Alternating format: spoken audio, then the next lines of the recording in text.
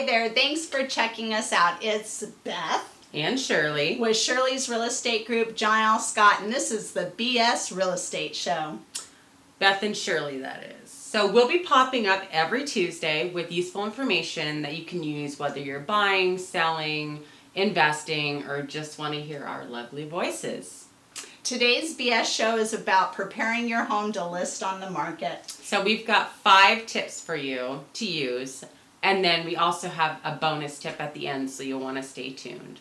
The first tip is decluttering your home. Super important. So yes. I know everybody loves knickknacks, you name it. Mm-hmm. If you declutter beforehand, your home is going to appear larger. It's going to look cleaner. It's easier for buyers to come through and envision themselves living there. And if you're going to be packing anyways, why not pack some of the stuff up, beforehand? You can get a head start on it. Exactly. Yep. All right, tip number 2 is staging your home. Staging is very important. So you want to go through and make sure each room looks like the room it's supposed to look like, especially with an open concept. That's really important. Designate your areas. Yeah. So when they walk through, they're like, this is the dining room, so this is the living room. Mm-hmm. Fitness room is not necessarily a treadmill in the dining room or a closet, so don't hang your clothes on there. That gives your dining room a better use, right? Turn it into an exercise multifunction room. Yes, exactly. There we go, flex room. So staging is really important. You want your home to look as close to a model home as possible. New construction, they do that for a reason. They do that to stage the home and show the home in its best light and show off the important features of the home. That way they can sell it for top dollar. Exactly. Number 3 is going to be deep cleaning and windows. So sounds kind of crazy and you're like, oh my gosh, I clean my house all the time. Deep cleaning is important. There is dust and dirt in the corners. Windowsills haven't been cleaned. I've got 2 kids. She's got 2 kids. We're not constantly cleaning our house. There's no way. So take a weekend, hire someone, spend a couple $100, have them come in, do a clean of the house, do the windows. Most people don't think of windows because it's a side item. You'd be surprised at how much natural light will come in your windows when they're clean, and I'm guilty of it. I mean, that's, kind of one of the things that just gets forgot about. I couldn't tell you the last time I cleaned a window.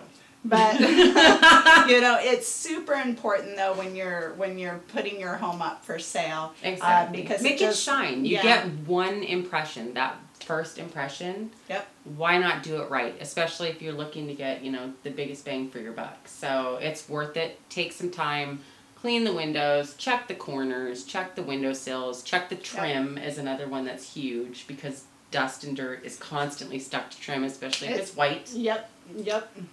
Take a sweep of that and call it good.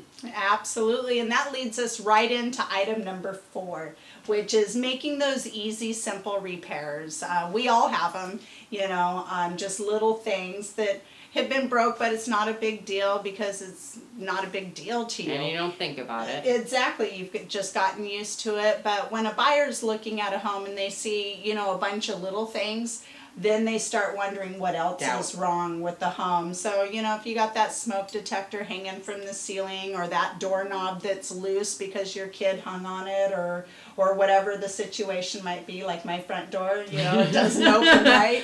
Turn the handle up. My kid broke it. But it's just those little things that make a better first impression. And just, and it's the things that really don't add up to a lot of money, but it just helps on the first impression that you make with. Just eases it some. I mean, no one wants to realistically buy a house and go in and do a ton of repairs. I mean, you're essentially, if it's a retail, it's not a house that's brand new. It's been lived in, but you're competing against new construction. So if those are simple things that you can be like, hey, let me fix this real quick. Take a couple hours and just knock it out and be done with it. Yep. You're going to up your, stanza or whatever you want to call it with buyers right then and there. So easy It'll peasy. Just give it an overall, it's just a boost. Absolutely. And then item 5 is curb appeal. So with curb appeal, you want to literally just like go out to the street or the sidewalk and walk up to your front door and try to look at it through a buyer's eyes. So like you don't live there, and just, look at the different little things. Do you have Weeds, cobwebs? Garden, the lawn. I mean, if it's overgrown or whatever it may be. And maybe even think about putting some, pretty flowers or something there with some color and that sort of thing, just to make the front pop. A lot of buyers now, they look at the home on the internet first, and they go and drive by the home before they ever even contact a real estate agent to open the door for them. Yeah. And so if you don't have good curb appeal, it could make it to where, some showings don't even happen.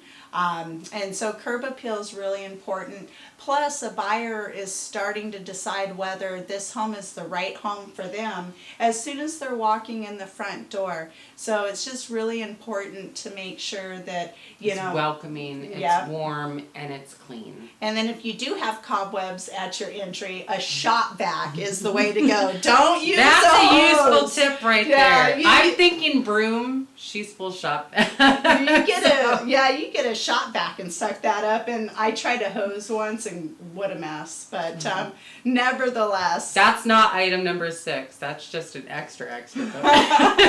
So item number 6, the bonus item is pre-inspections. Yes. So less than 3% of the time would I recommend my seller to do a pre-inspection before they put the home on the market. It's very rare that I would recommend that, and one of the main reasons is it opens the door to disclosure issues. So if you do a pre-inspection and then say there's some items that you find out are wrong that you didn't know about, now you have the obligation to disclose that. And if you're not going to fix it, say you're like, that's too much money, I'm not going to fix that. Yeah. That's going to have to be something a new buyer takes on.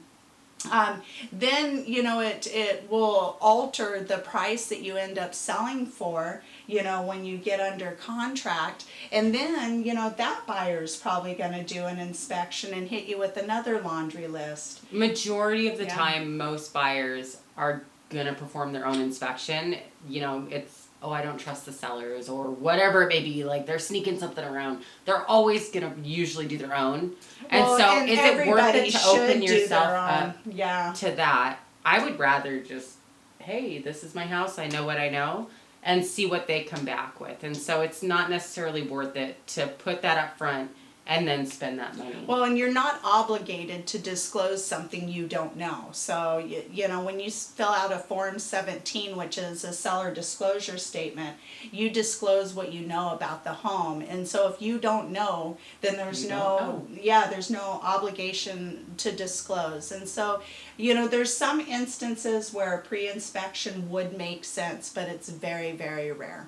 Yeah. So if you have questions too about disclosures or how all of that works, let us know and we can explain it to you. You just can't keep people in the dark if you're aware of something, if that's an easy way to put it. So.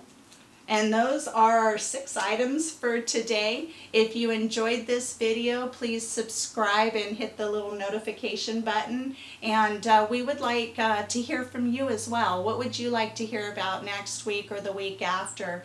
What challenges have you faced? What information can we provide to be helpful?